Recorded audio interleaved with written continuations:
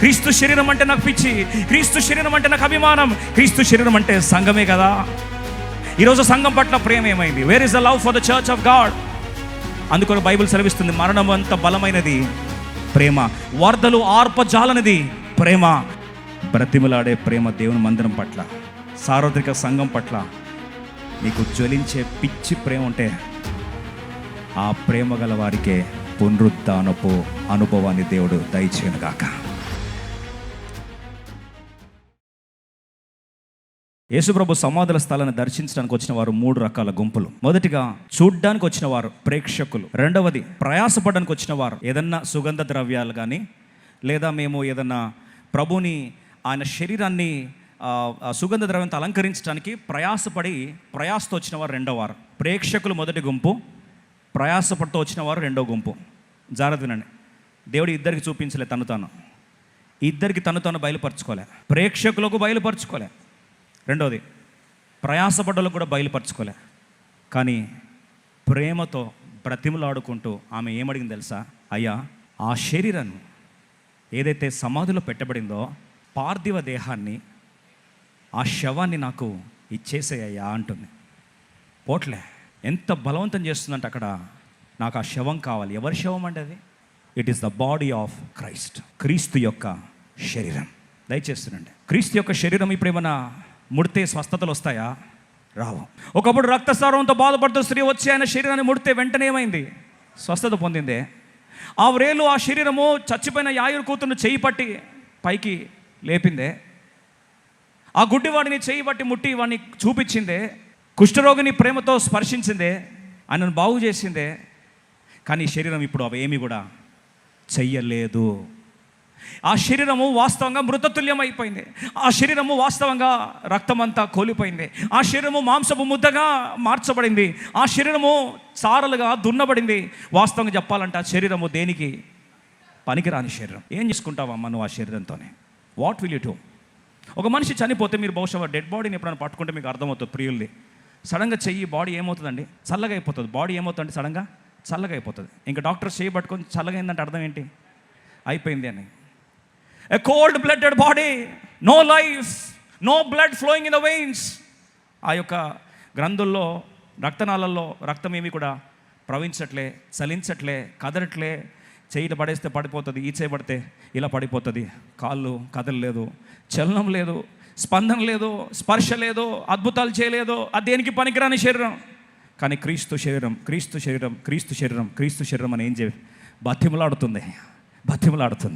నాకు చాలా హృదయాన్ని తాకిన సత్యం మీకు చెప్పాలని ఆశపడుతున్నా. దేవుని శరీరం గురించి ముగ్గురే ముగ్గురు ప్రయాసపడి బతిమలాడి వారి ప్రేమను వ్యక్తపరిచారు. ముగ్గురు. మొదటిగా లాజర్ యొక్క సహోదరి అయిన మరియా అత్తరు జటామాంసాన్ని తీసుకొచ్చి యేసుప్రభు పాదాల చెంత ఏం చేసింది? పగలగొట్టింది. ఇస్కరియోతు యూదా అన్నాడు, ఎందుకమ్మా వృధా చేస్తున్నావు? వై ఆల్ దిస్ వేస్ట్ అంటే అప్పుడు ప్రభు అన్నాడు, ఈమె నా శరీరమును మరణము కొరకై, భూస్థాపన కొరకై నా శరీరం ఏం చేసింది? అభిషేకించింది. దయచేసినండి, one sacrifice of this blessed woman prepared the body of Christ for anointing, for funeral. ఆ భూస్థాపన మహోగ్రమైన కార్యానికి శరీరాన్ని ఏం చేసిందండి? ఆవిడ అభిషేకించింది. ఆ రోజు అందరూ అన్నారు, ఎందుకండి వేస్ట్ ఇదంతా? ఎందుకు వేస్ట్ చేస్తున్నారు ఇదంతా? స్టోరీ కట్ చేస్తే ఒక ఆమె ఏమో భూస్థాపన కొరకు శరీరాన్ని సిద్ధపరిచింది. ఇంకొక ఆయన ముందుకొచ్చాడు, ఆయన పేరు అరిమత్తై యోసేపు. అయ్యా, యేసు ప్రభు శరీరం కావాలి. ఏం చేసుకుంటావు ఈ శరీరాన్ని? జీవం లేదు, ప్రాణం లేదు, చలనం లేదు, కుళ్ళిపోయింది, రక్తమంతా కారిపోయింది. చివరి రక్తం కారి నీరు కూడా బయటకు వచ్చేసింది. పక్కలో పోట్లు, ఎక్కడ చూసినా చర్మం అంతా చిదిమేసేవి. అసలు స్వరూపము లేదు, స్వరూపమైన సొగసు లేని కురూపిగా ఉండిపోయిన ఈ శరీరం ఏం చేసుకుంటామంటే, ఆయనకి ఐశ్వర్యం ఉంది. He was a rich man. Bible సెలవిస్తుంది ఆయన ఎవరంటండి? ధనవంతుడు. చాలాసార్లు మనం ఏం చేస్తాం తెలుసా అండి? ధనం ఉంటే దేని కొరకు వాడతాం? మన సుఖానికి వాడతాం. కానీ ఆయన ఏమన్నాడు తెలుసా? నా ఐశ్వర్యం ఉంది నాకు, కానీ నా హృదయంలో దేవుని మందిరము, దేవుని శరీరం పట్ల పిచ్చి ప్రేమ ఉంది. I only have the value for God. ఆయన శరీరం పట్ల విలువను కట్టాను అంతే. ఆయన శరీరం పట్ల పిచ్చి ప్రేమ ఉంది నాకు అంతే. వెళ్ళాడు, పిలాతుని కన్విన్స్. పిలాతు దగ్గర పోవాలంటే అపాయింట్మెంట్ అంత ఈజీగా దొరకదండి. పలుకుబడి ఉన్నాడు, పేరు ప్రఖ్యాతులు ఉన్నాడు. వాస్తవం చెప్పాలంటే సమాజంలో ఎందరో గౌరవం పొందుకున్నవాడు. అవన్నిటి కూడా ఏం చేశాడండి, ధైర్యంతో తెగించి ముందుకొచ్చి యేసు ప్రభు శరీరం కావాలంటే పిలాతు అంటాడు, సరే ఎట్లాది జీవం లేదు, అన్నీ పనికిరాని శరీరం కదా, తీసుకోపో అన్నాడు. తన విలువైన తన కొరకు చెక్కించుకున్న రాతిలో, తొలిపించిన రాతిలో యేసు ప్రభు శరీరాన్ని భూస్థాపితం చేయడానికి కొరకు, ఆయన పునరుద్ధానం కొరకు ఒక సైట్ని రెడీ చేశాడు. ఒక మాటలో చెప్పాలంటే పునరుద్ధానం యొక్క కేంద్ర బిందువు, పునరుద్ధానం యొక్క సెంటర్ ఆఫ్ అట్రాక్షన్ ఏంటండి? ఆ సమాధి. ఎవరి సమాధి అది? అరిమత్తె యోసేపు యొక్క సమాధి. ఈయన కూడా తన ప్రేమ దేని పట్ల చూపించాడు?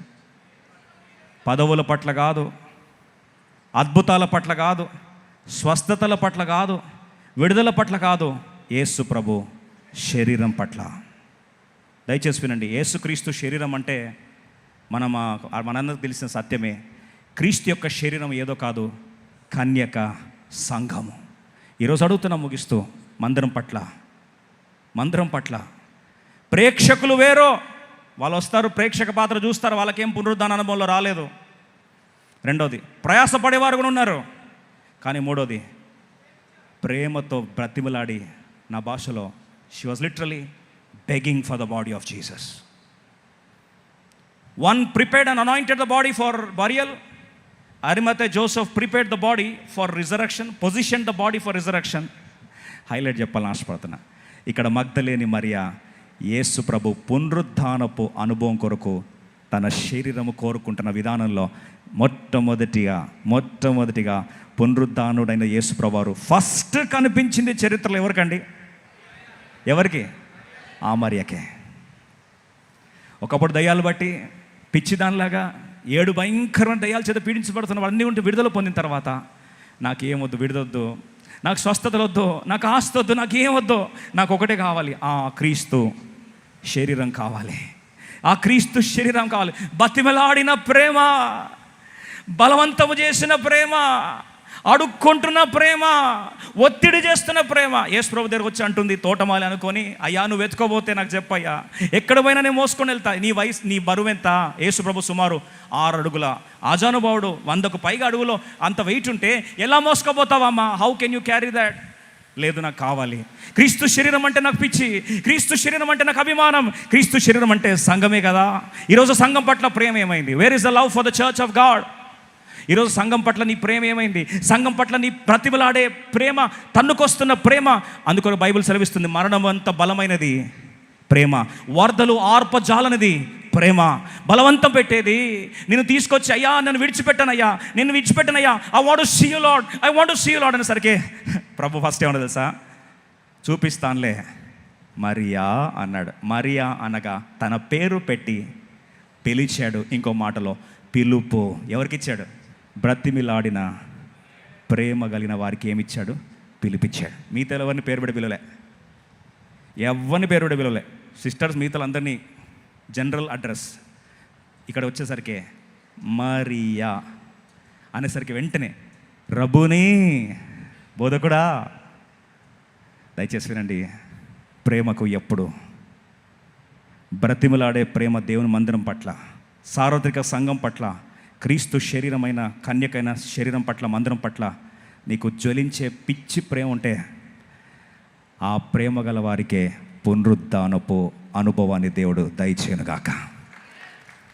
ఈరోజు మళ్ళీ అంటాను తెలుసా, అది పవర్ ఆఫ్ రిజరక్షన్, రిజరెంట్ సేవియర్ చూడాలి. ఏం ప్రేక్షకులు కనిపిస్తాడా? కేవలం ప్రయాసపడితే కనిపిస్తాడా? ఎవరు కనిపిస్తాడండి? ప్రేమ, బతిమిలాడే ప్రేమ. ఒక మాట చెప్తా, ప్రేమ శాశ్వత కాలము నిలుచును. ప్రేమ త్వరగా కోపపడదు. నువ్వు నిజంగా మందిరాన్ని ప్రేమిస్తే ఏం చేస్తావండి? ప్రేమ శాశ్వత కాలము సహిస్తుంది. నేను అడుగుతున్నాను ఈరోజు, దేవుని మందిరం పట్ల ప్రేమ ఏది?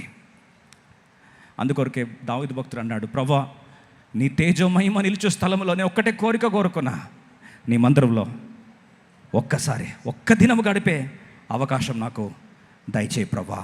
నాకేం ఆశలు లేవు. మోషే కూడా ప్రార్థించినాడు, ప్రభువా నీ మహిమను చూడాలి, I want to see your glory. ప్రభు అన్నాడు, మోషే నేను చూపిస్తా మహిమ, కానీ ఎక్కడ పడితే అక్కడ చూపించను, నువ్వు ఒక దగ్గర రావాలని. ఎక్కడికి రావాలి? బండ సందులోకి రావాలి, చెక్కబడిన బండ సందులోకి రావాలి, తొలిపించిన బండ సందులోకి రావాలి. అక్కడ వచ్చి నేనేం చేస్తా? కలుసుకుంటా. అవునా ప్రభువా? చెప్పినట్లుగానే వచ్చి ఆ చెక్కబడిన బండలోకి వచ్చి నిలబడ్డాడు. అప్పుడు దేవుని మహిమ ఏం చేశాడు? దేవుడు చూపించాడు. స్టోరీ కట్ చేద్దామా? మగ్దలేని మరియా చెక్కబడిన, తొలిపించబడిన సమాధి దగ్గరకు వచ్చేసింది. ఆ సమాధి నిలబడి ఏమంటే తెలుసా? నాకు ఆ ప్రభువారి శరీరం ఇస్తే తప్ప నేను పోను. మోషే చేసిన మొండికి, మగ్దలేని మరియ చేసిన మొండికి ఏమన్నా డిఫరెన్స్ ఉందా? ఆయన నీ మహిమను చూపి అన్నాడు, ఈమనింది నాకు ఆ శరీరం ఇవ్వనింది. టిక్ మార్క్ కొట్టి మహిమ చూపించాడు. ఇక్కడ టిక్ మార్క్ వచ్చి పునరుద్ధానుని తన్ను తాను చూపించుకున్నాడు. చరిత్ర దేవుడు మార్చి పారేశాడు. ఈరోజు అడుగుతున్నా, ఈరోజు ఒక్క చిన్న ప్రభా నీ మందిరం క్రీస్తు శరీరం, అది అద్భుతాలు చేయలేకపోవచ్చు. అది ప్రస్తుతం ఇప్పుడు స్పర్శకు రక్తనాళాలు ప్రవహించకపోవచ్చు. ప్రస్తుతం ఆ శరీరం కుళ్ళిపోయి ఉండొచ్చు. ప్రస్తుతం ఆ శరీరానికి మహిమ లేకపోయి ఉండొచ్చు. కానీ వెతుకుతూ ఆ శరీరం పట్టుకోవడానికి వస్తే ఫస్ట్ పునరుద్ధానుడైన దేవుడు ఎవరికి చూపించుకున్నాడండి? మరియకు తను తాను బయలుపరుచుకున్నాడు. ఆ చెక్కబడిన బండలో మోషేకు చూపించుకున్న దేవుడు చెక్కబడిన రాయిలో, చెక్కబడిన రాతి అనే సమాధిలో తను తాను ఎవరు చూపించుకున్నాడు? మరియమ్మకు చూపించుకున్నాడు. క్రీస్తే ఆ బండగా, క్రీస్తు ప్రభువారిని రాతిగా అడ్డంగా ఉన్న బండ ద్వారా ఆపిన ఆ సందర్భంలో ఒకే ఒక్క స్త్రీ ఈ మూడింటిని చీల్చుకొని పోయింది. ఆవిడ పేరే మగ్దలేని మరియా. ఏముందమ్మా బండలు చీల్చేంత రేంజ్ నీది ఏంటంటే ఒకటే, ప్రేమ. ప్రేమ ప్రేమ love is so powerful, it breaks stones. రాతులను ముక్కలు చేసే సామర్థ్యం, రేంజ్ దేనికి ఉంది? ప్రేమకుంది. ప్రేమ శాశ్వత కాలము. అన్ని ఉద్యమాలు ఓడిపోయాయి, ఒకటే మిగిలిపోయింది. ఏంటది?